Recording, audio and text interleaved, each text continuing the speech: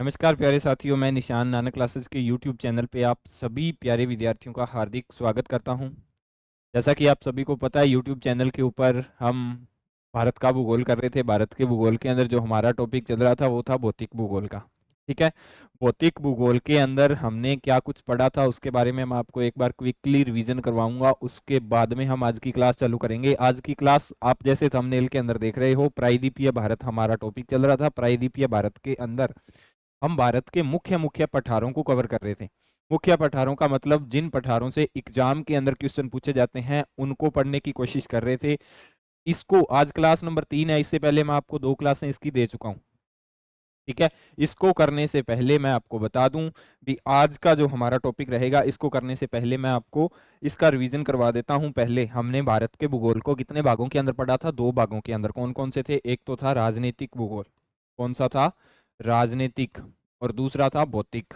ठीक है, राजनीति के अंदर हमने क्या कुछ पढ़ा था? राजनीति के अंदर हमने पढ़ा था भारत के अंदर कितने स्टेट हैं, कितने यूनियन टेरिटरी हैं, किन किन देशों के साथ में भारत की सीमा लगती है, किन किन राज्यों से कर्क रेखा गुजरती है, कितने राज्य हैं, कब बने, वो सारी की सारी बातें हमने देख ली थी।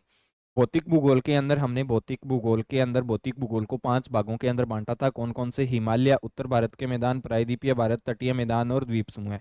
5 भागों के अंदर बांट के पढ़ा था, जिसके अंदर हिमालय को जब हमने पढ़ा था साथियों, हिमालय को हमने कितने भागों के अंदर बांटा था? हिमालय को भी 5 भागों के अंदर बांटा था। कितने भागों के अंदर बांटा था हिमालय को? हिमालय को 5 भागों के अंदर बांट के पढ़ा था। कौन कौन सा? ट्रांस हिमालय, मध्य हिमालय, महान हिमालय और इसके बाद में शिवालिक, और इसके बाद में कौन सा हिमालय था? इसके बाद में था पूर्वांचल। 5 हिमालय को 5 भागों के अंदर बांट के हमने हिमालय को पढ़ा था। कौन कौन से हिमालय थे साथियों? हिमालय की अगर हम बात करें तो हिमालय के बारे में कौन कौन से थे? 5 हिमालय, ट्रांस हिमालय, महान हिमालय, मध्य हिमालय, शिवालिक हिमालय और पूर्वांचल। कहाँ कहाँ पे फैले हुए हैं, कौन कौन सी इनकी ऊंची चोटियां हैं, वो सारी की सारी बातें मैंने आपको बता दी थी। ठीक है, इसके बाद अगर हम बात करें उत्तर भारत के मैदानों का, बता दिया था। उत्तर भारत के मैदानों को बाबर, भांगर, तराई और खादर 4 भागों के अंदर बांट के पढ़ा था। भौगोलिक स्थिति के आधार पे, राज्यों के आधार पे, क्षेत्रफल के आधार पे बांटा था, तो उनको भी मैंने 4 भागों के अंदर बांट के पढ़ाया था। ठीक है साथियों, इसके बाद में आ जाता है प्रायद्वीपीय भारत, जो हमारा टॉपिक चल रहा है। प्रायद्वीपीय भारत के पहले हमने क्या पढ़ा था? तटीय समूह पढ़े थे। तटीय समूह इधर दमन और दीप से लेके कहाँ तक फैले हुए थे? कृष्णा नदी तक फैले हुए थे। भारत की वह सीमा जो समुद्र के साथ में लगती है, वहां पे तटीय समूहों का निर्माण किया जाता है। मैंने आपको अच्छे से करवाए हुए हैं 2 वीडियो के अंदर। तो किसी को भी अगर आवश्यकता हो तो पिछली क्लास इस नानक क्लासेस यूट्यूब चैनल के ऊपर आपको प्लेलिस्ट मिल जाएगी। आप उस प्लेलिस्ट के अंदर जाके तो उन पुराने वीडियो का क्या कर सकते हो? अध्ययन कर सकते हो। उसके बाद में बारी आई थी द्वीप समूह की। द्वीप समूह को जब साथियों पढ़ा था तो मैंने आपको बताया था भारत के अधिकार क्षेत्र के अंदर में कम से कम 247 द्वीप समूह आते हैं, लेकिन अलग अलग किताबों के अलग अलग मत होते हैं। कुछ किताबें इन्हें 1200 मानती हैं, कुछ किताबें 1100 मानती हैं, कुछ किताबें इन्हें 900 मानती हैं। ठीक है, तो वो अलग अलग किताबों के अंदर अलग अलग थ्योरी के हिसाब से दे रखे हैं, लेकिन आपको याद रखना है ऑथेंटिक कम से कम 247 हैं। ठीक है, उसमें से मैंने आपको बता दिया था कितने बंगाल की खाड़ी में है, कितने अरब सागर के अंदर है और कितने द्वीप समूह हैं भारत के नदियों के ऊपर बने हुए हैं। ठीक है, द्वीप समूह कहते किसे थे? वह भूमि का भाग जो चारों ओर से पानी से घिरा हुआ अपने आप के अंदर द्वीप समूह कहलाता है। और द्वीप समूह के बाद में हमने प्रायद्वीपीय भारत को पढ़ना स्टार्ट किया था। प्रायद्वीपीय भारत किसे कहते हैं? भूमि का वह भाग जो 3 ओर से पानी से घिरा हो।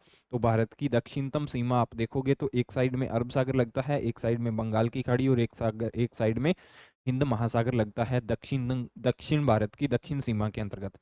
दूसरा काठियावाड़ प्रायद्वीप है। काठियावाड़ प्रायद्वीप के अंदर एक साइड खंबात की खाड़ी लगती है, एक साइड अरब सागर लगता है और दूसरी साइड में कौन सी लगती है? कच्छोफ रण लगती है।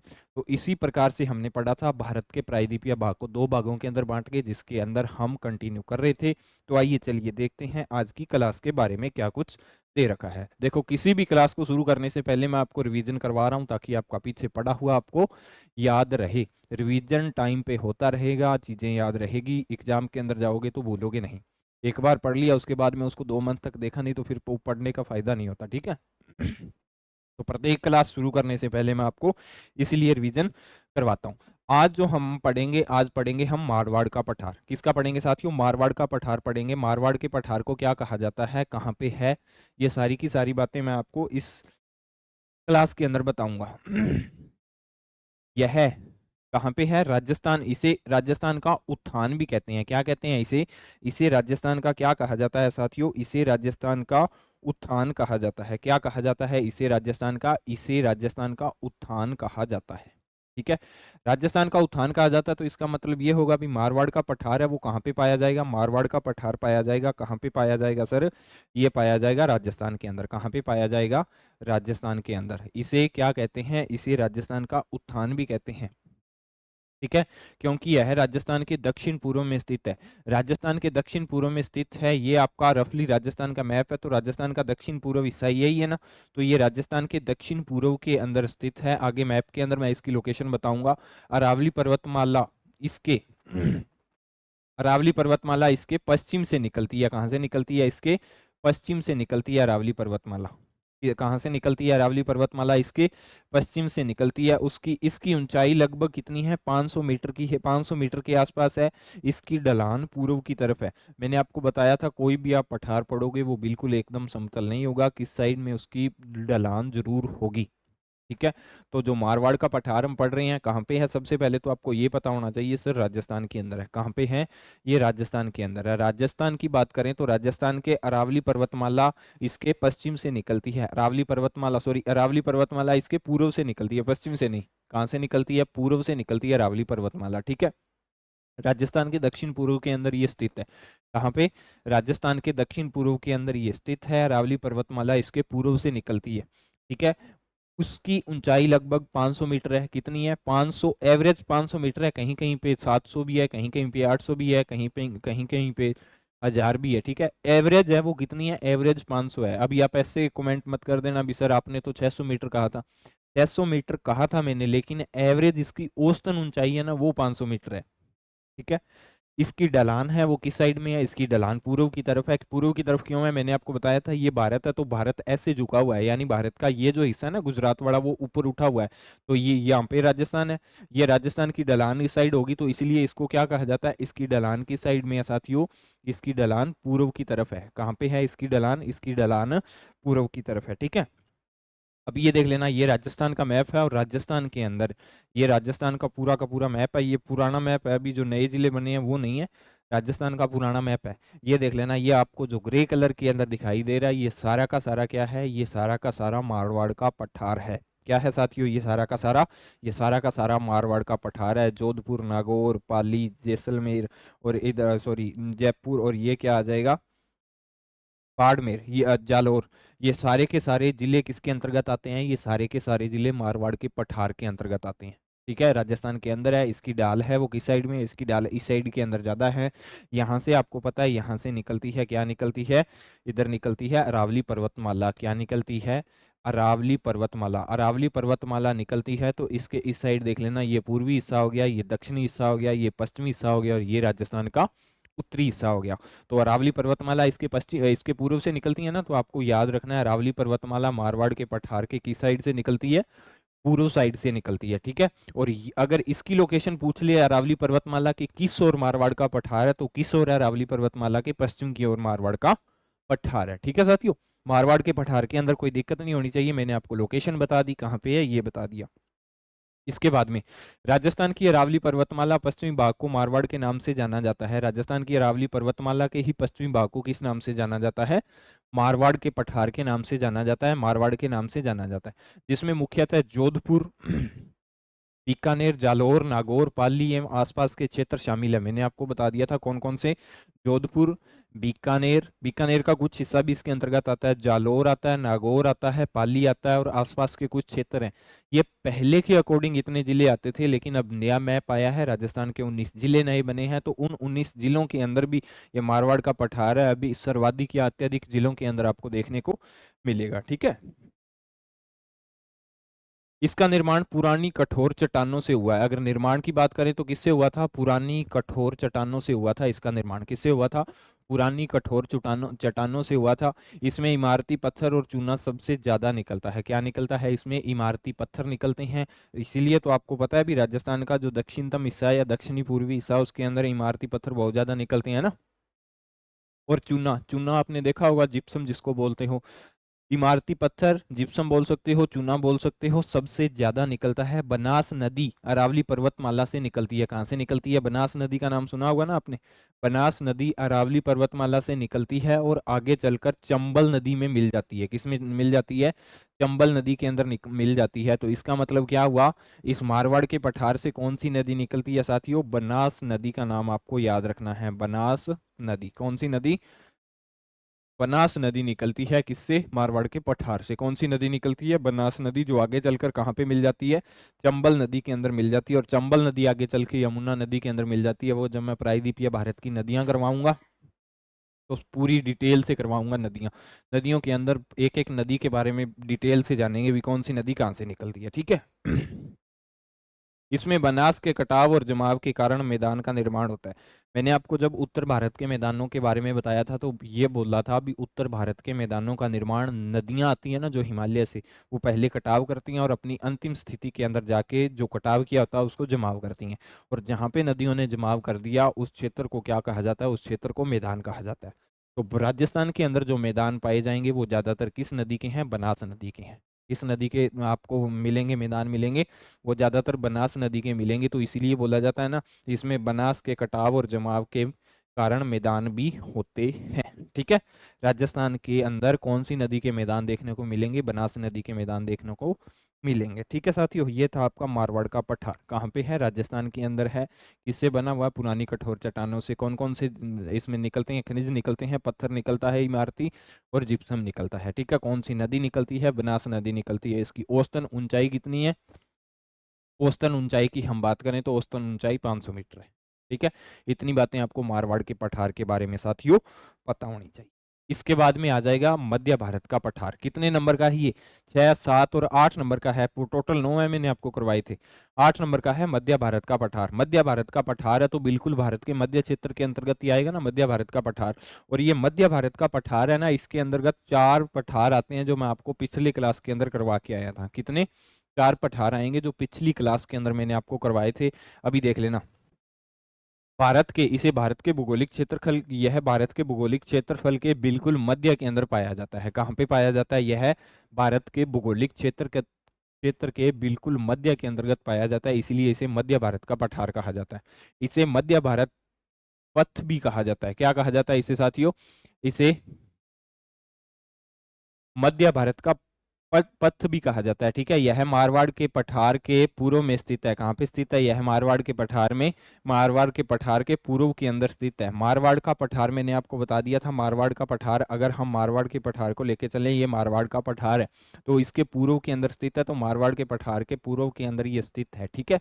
ये मारवाड़ का पठार हो गया। यहाँ से आपको पता है अरावली पर्वतमाला निकलती है। अब ये अरावली पर्वतमाला के भी पूर्व में चला गया। ठीक है। और मारवाड़ का ये हो जाएगा आपका, उदाहरण के लिए बता रहा हूँ साथियों, ये हो गया आपका मारवाड़ का पठार। और ये कौन सा हो जाएगा? ये हो जाएगा आपका मध्य भारत का पठार। कौन सा हो जाएगा? मध्य भारत का पठार हो जाएगा साथियों। ठीक है साथियों। कौन सा है? ये मध्य भारत का पठार हो गया और ये मारवाड़ का पठार हो गया। मारवाड़ के पठार की किस साइड है? मध्य भारत का पठार पूर्व की साइड है। ठीक है। ये देख लेना। ये सारे के सारे क्षेत्र को क्या कहा जाता है? ये सारे के सारे क्षेत्र को साथियों कहा जाता है मारवाड़ का पठार, जिसके अंदर मैंने आपको 1 नंबर पे एक मालवा का पठार करवाया था ना। मालवा का पठार, मालवा पठार आपको याद होगा। बुंदेलखंड का पठार। कौन सा? बुंदेलखंड। ठीक है। ये कौन सा है? छोटा नागपुर, ये भी करवा दिया था, छोटा नागपुर। और ये कौन सा आ जाएगा? ये आ जाएगा बघेलखंड का पठार। कौन सा आ जाएगा? बघेलखंड का पठार आ जाएगा। और ये कौन सा आ जाएगा? शिलांग का पठार, या इसको बोल सकते हो मेघालय। मेघालय की राजधानी है शिलांग, इसलिए इसको शिलांग का पठार भी कहा जाता है, शिलांग पठार कहा जाता है। और यहाँ पे इसके इस साइड में यहाँ पे आ जाएगा, यहाँ पे कौन सा आ जाएगा? यहाँ पे आ जाएगा मारवाड़ का पठार। कौन सा आ जाएगा? मारवाड़ का। और ये कौन सा आ जाएगा? ये आ जाएगा साथियों दक्कन का पठार, या दक्षिण भारत का। आप इसको दक्षिण भारत का पठार भी बोल सकते हो, दक्षिण भारत का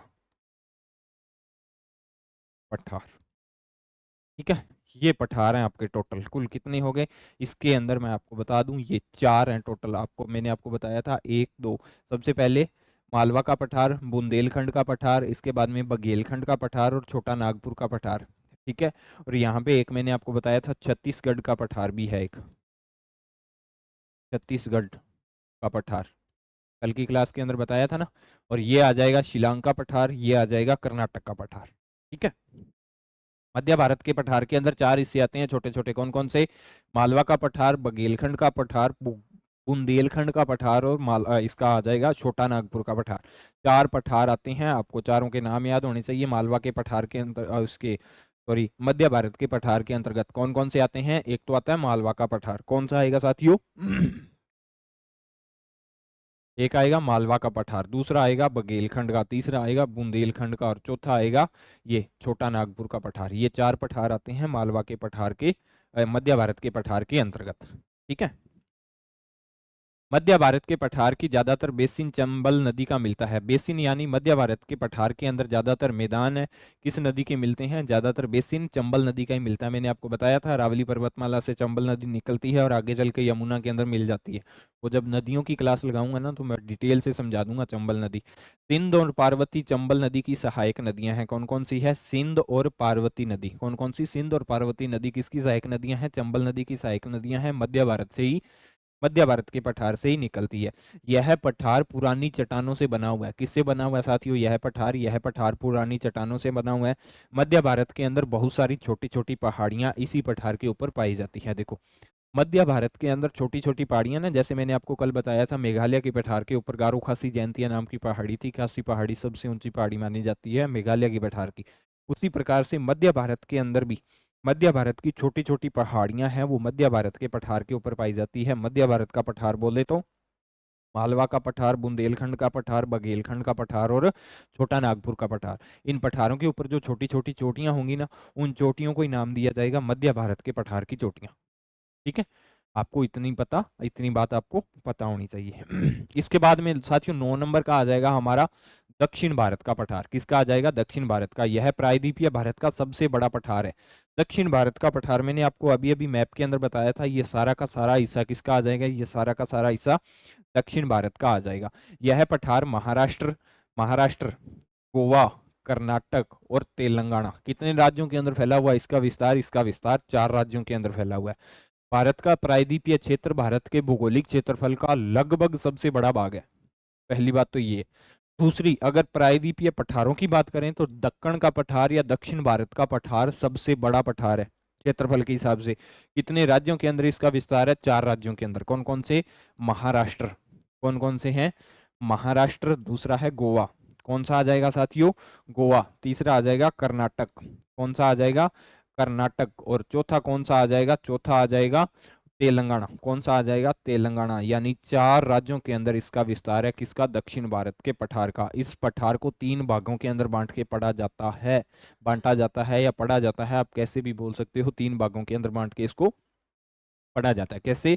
एक महाराष्ट्र का पठार आ जाएगा, यानी दक्कन के पठार का या दक्षिण के पठार का जो हिस्सा महाराष्ट्र के अंदर आएगा उसे महाराष्ट्र का पठार कहेंगे भौगोलिक क्षेत्रफल के अंतर्गत। ठीक है, जो हिस्सा कर्नाटक के अंदर आएगा उसे कर्नाटक का पठार कहेंगे। जो हिस्सा तेलंगाना के अंतर्गत आएगा उसे क्या बोलेंगे साथियों?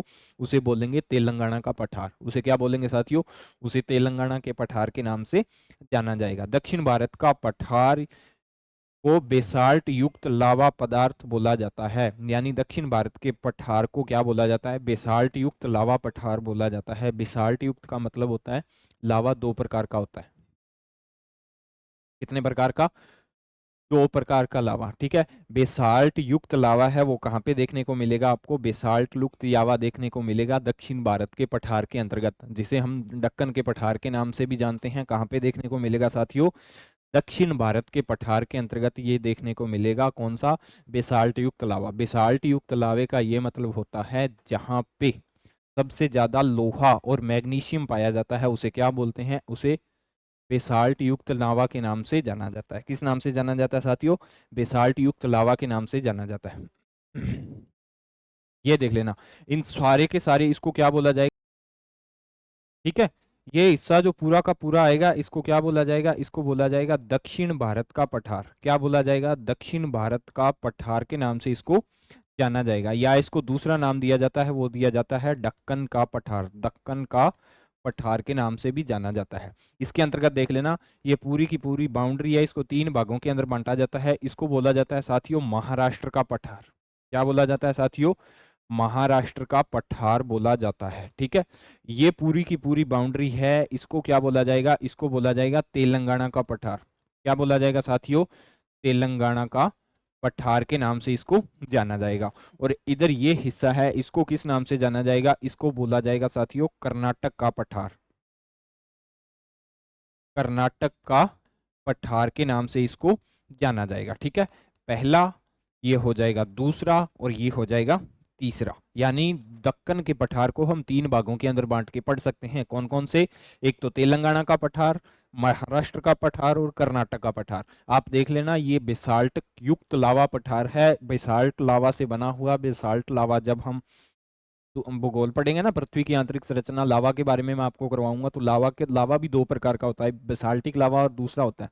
बेसाल्टिक लावे से इस पठार का निर्माण हुआ है। बेसाल्टिक लावे से मतलब उसमें लोहे की मात्रा और मैग्नीशियम की मात्रा अधिक पाई जाती है। ठीक है, जिसके कारण इस पठार में लोहा और मैग्नीशियम की मात्रा ज्यादा मिलती है। मैंने आपको बताया था लोहा और मैग्नीशियम की मात्रा ज्यादा मिलती है। कैसे ज्यादा मिलती है, आपने देखा होगा कर्नाटक के अंदर, ठीक है, भारत के लोहा उत्पादन का लगभग लगभग एक अकेले कर्नाटक राज्य के अंदर 27% लोहा क्या किया जाता है, उत्पादन किया जाता है। कहां पे, कर्नाटक राज्य के अंतर्गत। ठीक है, इसी कारण भारत में महाराष्ट्र, कर्नाटक और तेलंगाना आदि राज्यों में लोहा अधिक मात्रा में निकलता है। ठीक है, आपको पता होगा कौन कौन से खनिज मिलते हैं, तो इस पठार से ज्यादातर कौन से खनिज मिलते हैं, ज्यादातर लोहा खनिज मिलता है। लोहा मिल गया और मैग्नीशियम मिल गया, 2 प्रकार के इस पठार से खनिज मिलते हैं। ठीक है, इसी कारण भारत की कुल लोहा उत्पादन का 27% भाग कर्नाटक से निकलता है। कर्नाटक में लोहे की 2 विश्व प्रसिद्ध खानें हैं। कितने प्रतिशत भाग, क्वेश्चन आ सकता है, कितने प्रतिशत भारत के उत्पादन का, तो 27% भारत के उत्पादन का निकलता है। कहां से निकलता है, 27% कर्नाटक से निकलता है। कहां से निकलता है, कर्नाटक से निकलता है। टोटल भारत के लोहा उत्पादन का 27% अकेला कर्नाटक देता है। अभी आप हिसाब लगा लो भी इस यहाँ से कितना लोहा निकलता होगा। कर्नाटक के अंदर भारत की कितनी है, 2 विश्व प्रसिद्ध खदानें हैं। कौन कौन सी, एक को तो बाबा बुदन के नाम से जाना जाता है, ये विश्व प्रसिद्ध है, ये सबसे बड़ी लोहे की खदान है। और दूसरी है कुद्रेमुख, एक को बाबा बुदन और दूसरी कुद्रेमुख के नाम से जानी जाती है। इस पठार की मिट्टी का रंग काला होता है। इसका सबसे बड़ा कर्नाटक है टिटैक्सी फॉरस मैग्नीशियम है। सबसे बड़ा कारण इसका क्या होगा, इसका सबसे बड़ा कारण होगा टिटैक्सी फॉरस मैग्नीशियम। ये सारे के सारे क्या हैं, ये सारे के सारे खनिज हैं। इसी कारण से इस पठार की जो मिट्टी है आपको कैसी मिलेगी, इस पठार की मिट्टी आपको काली नजर आएगी। कैसी नजर आएगी साथियों, काली नजर आएगी। ठीक है, ठीक है साथियों, तो आपको दक्कन के पठार के अंदर कोई दिक्कत नहीं होनी चाहिए। अभी हमने टोटल पठार कितने पढ़ लिए थे, आज की क्लास के अंदर हमने पढ़े थे 3। कितने, 3। कौन कौन से, मारवाड़, ठीक है, और दूसरा कौन सा पढ़ा था, मध्य भारत, मध्य भारत। तीसरा दक्षिण भारत,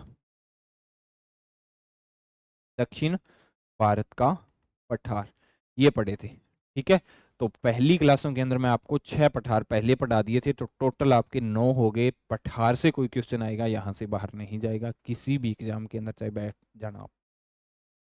ठीक है, पठार होते हैं आज आपके खत्म। कल मैं आपको करवाऊंगा अरावली पर्वतमाला और उसके साथ की छोटी छोटी पहाड़ियाँ। ठीक है साथियों, तो ये तो आपको पता ही होगा, हमारे नानक क्लासेस का जो प्ले स्टोर का ऐप है उसके ऊपर हम 2nd ग्रेड और पीटीआई के लिए भारत और विश्व की टेस्ट सीरीज चल रही है, जिसके अंदर आपको भारत का भूगोल, विश्व का भूगोल, राज्य व्यवस्था, भारत का इतिहास, भारत की इकोनॉमी, उसके अंदर जितने भी टॉपिक हैं उन सब का टेस्ट दिया जाता है, और टॉपिक वाइज टेस्ट है, और उसके बाद में उनका वीडियो सोल्यूशन उसी दिन शाम को आपको नानक क्लासेस के ऑफिशियल यूट्यूब चैनल पे प्रोवाइड करवा दिया जाता है। तो इसका कोई प्राइस ज़्यादा नहीं है, मात्र इसका कितना प्राइस है, मात्र और मात्र 100 रुपये इसका प्राइस है। तो आप अपनी नीड के अकॉर्डिंग इसको ज्वाइन कर सकते हो। ठीक है, ये थी आज की आपकी क्लास। अगर आपको क्लास अच्छी लगती है तो क्लास को लाइक करें, अपने दोस्तों के साथ शेयर करें। अगर आप नानक क्लासेस के यूट्यूब चैनल पे नए हो तो चैनल को सब्सक्राइब करें। मिलते हैं दोस्तों नेक्स्ट क्लास के साथ, तब तक के लिए जय हिंद, जय भारत।